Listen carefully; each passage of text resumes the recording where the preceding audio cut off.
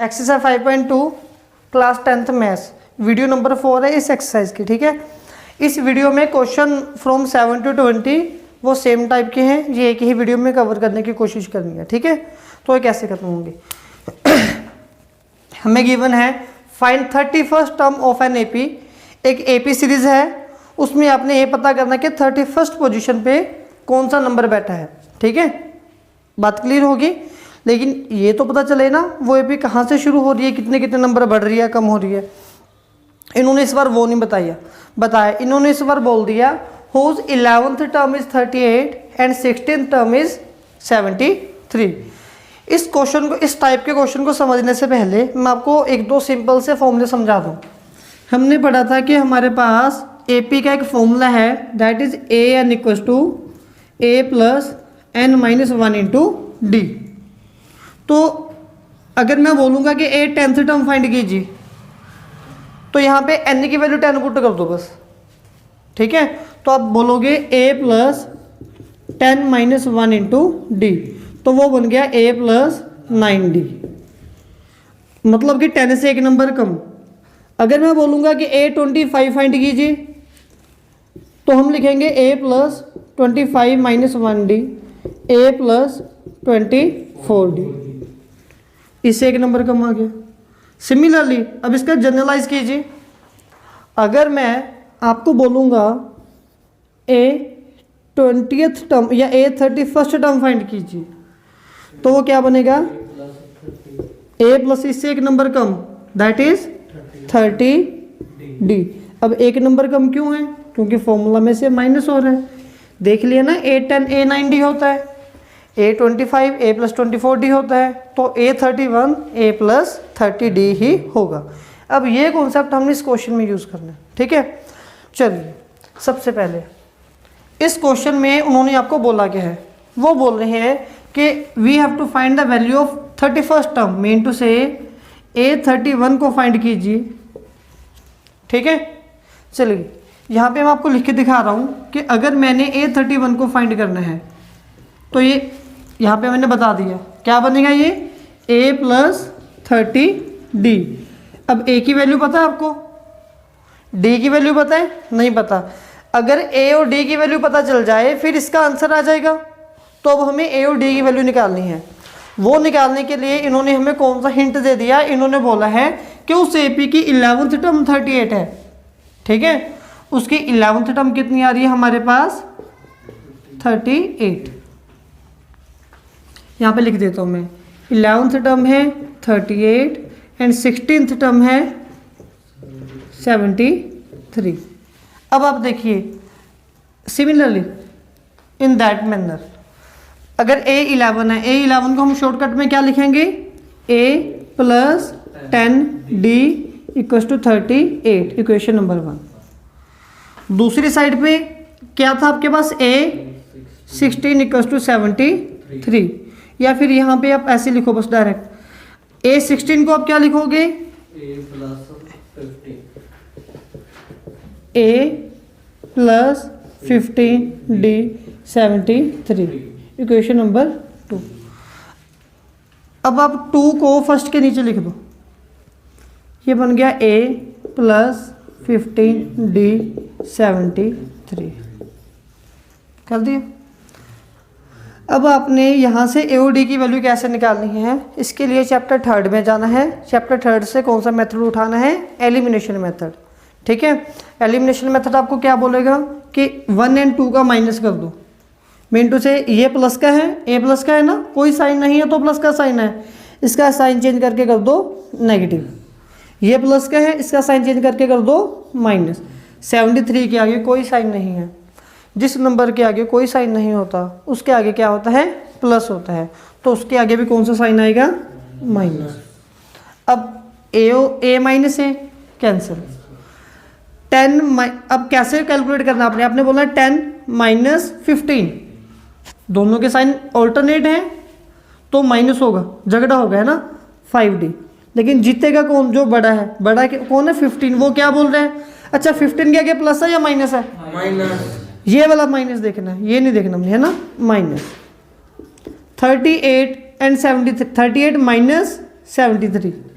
तो 38 में से 73 के 35, साइन कौन सा आएगा? माइनस। ये माइनस और ये माइनस कैंसिल, 5 यहाँ पे डिवाइड करेगा।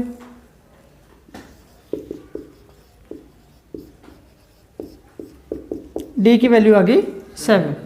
जब डी की वैल्यू 7 आएगी वो आपकी मर्जी है, या तो इक्वेशन 1 में पुट कर दो या इक्वेशन 2 में पुट करो, जो इजी लग रही है। मुझे लग रहा है कि इक्वेशन 1 की कैलकुलेशन ज़्यादा इजी है, तो मैं 1 में पुट करूँगा। ठीक है, देखिए a प्लस 10 d 38, यहाँ पे मैं लिखूँगा पुट d इक्वल्स टू 7। तो ये बन गया a प्लस 10 इंटू 7 38। 70 दूसरी साइड जाके माइनस हो गया, a की वैल्यू क्या आएगी? -32। अच्छा, अब हमने ये a d इकट्ठे क्यों किए हैं? क्यों किए थे इकट्ठे? चलिए आप बताइए। ये d का किस्सा कहाँ से शुरू हुआ था? हम क्या करने लगे थे? हमने फाइंड करना था a31, तो a31 फाइंड करने लगे थे, उसको लिख दिया a प्लस 30d। अब उसके लिए a और d चाहिए था। अच्छा, a की वैल्यू क्या है? -32। ठीक है, तो यहाँ पे लिखिए -32 प्लस 30, d की वैल्यू क्या है? 7। बताइए 30 इंटू 7 कितना होता है? 3 7 से कितना होता है? 21। तो 37 से कितना होगा? 210। ठीक है, अब इन दोनों का माइनस करें हम। 201 में से 30 गए, कितना आएगा? 210 में से 210 में से 30 गई 180। 180 में से 2 और माइनस कर दो, 172। This is your final answer. ठीक है, पूछी उसने इतनी सी बात थी, ये तो आपने प्रीवियस 6 क्वेश्चन में सीख लिया इसको कैसे निकालना है। आज हमने नया काम क्या सीखा है? ए और डी की वैल्यू निकालना। ये बार बार ऐसे क्वेश्चन आएंगे, सीख जाएंगे हम आज ही। ठीक है, उतारिए इसे।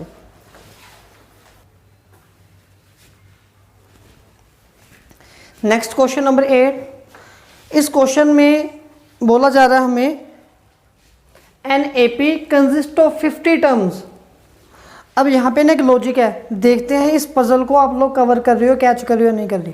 ठीक है, आपको बोला गया है एक एपी में 50 टर्म्स हैं, समझ लो एक क्लास में 50 रोल नंबर है, सही है। उसमें से of which third term is 12, जिसमें से जो थर्ड रोल नंबर है वो 12 है, उसके 12 मार्क्स आए हैं। ठीक है, फिर उसके बाद एंड जो लास्ट रोल नंबर है उसके 106 मार्क्स आए हैं। ठीक है, और हमें फाइंड करना है 29th टर्म। जब हमने बच्चे सिमिलरली प्रीवियस क्वेश्चन, जब हमने A29 फाइंड करना होगा तो इसका फॉर्मूला क्या बनेगा? बताइए आप, A29 का फॉर्मूला क्या बनेगा? A plus 28D। चलिए, A की वैल्यू पता है, गिवन है कहीं पे, D की नहीं गिवन, तो इसके जगह पे क्या क्या इंफॉर्मेशन गिवन है?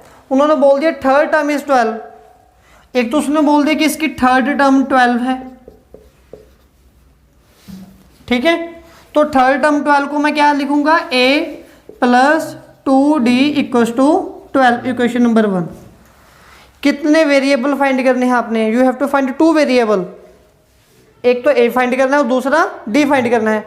तो 2 वेरिएबल फाइंड करने के लिए 2 इक्वेशन होना जरूरी है।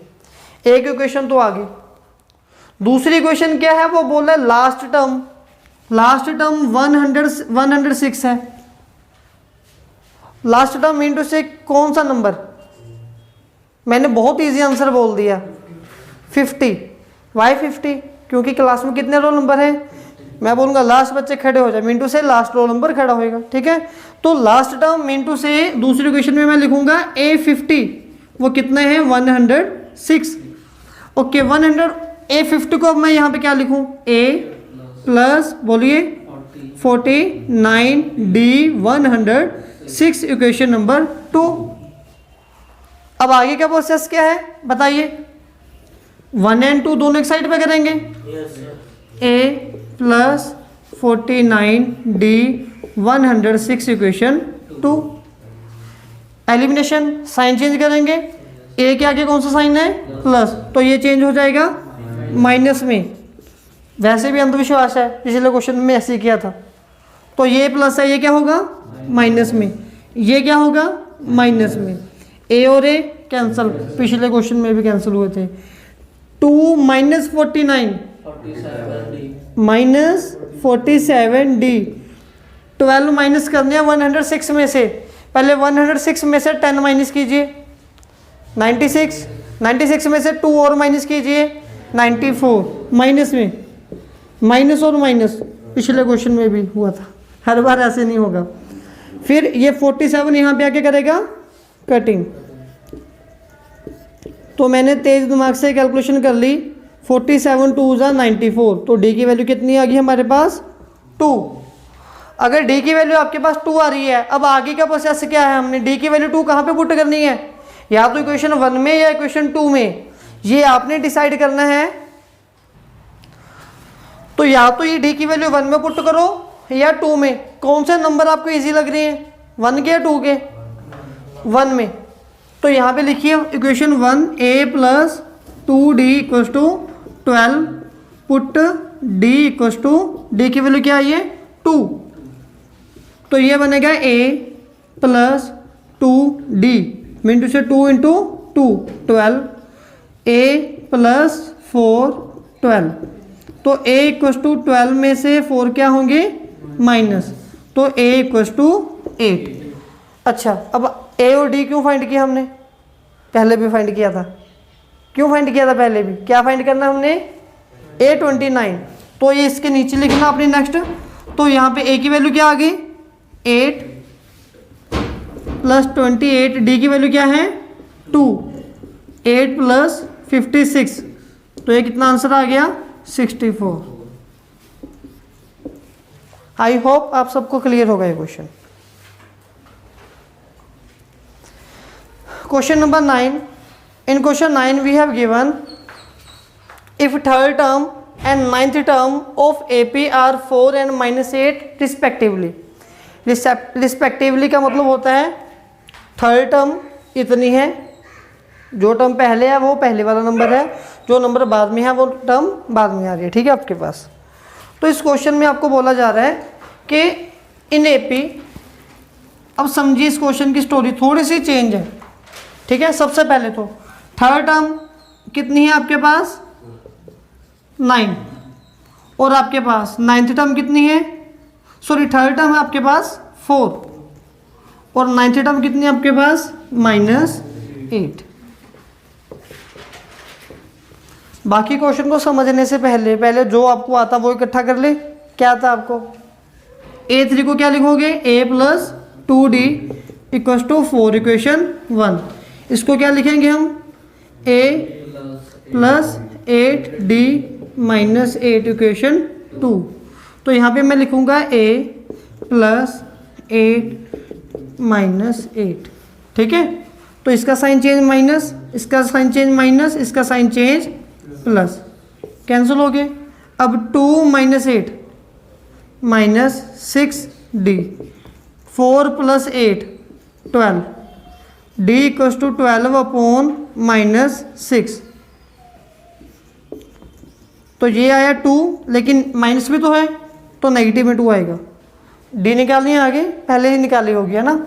फिर d से आगे a निकालनी है, किस में पुट करें, इसमें दोनों ईजी हैं, कोई बड़ा इशू नहीं है, इसमें पुट कर देता हूँ मैं। पुट d इक्वल्स टू -2, तो a as it is plus 8, d को पुट कर दिया -2 -8, प्लस माइनस -16 -8 -8, यहाँ पे आगे हो गया +16, और a की वैल्यू क्या आ गई 8। अब a 8 है, d -2 है, पूछा क्या गया है, पूछा ये गया था which term of AP is 0। वो बोल रहे हैं कि आपके पास एक ऐसी AP सीरीज आ गई, समझ लो एक ऐसी AP सीरीज आ गई जो कि 8 से शुरू हो रही है, और हर बार आगे क्या जाएगी 2 स्टेप नीचे चलते जा रही है, मतलब कि आप स्टेज नीचे उतर रहे हो। क्लियर है इस बात को, ठीक है ना।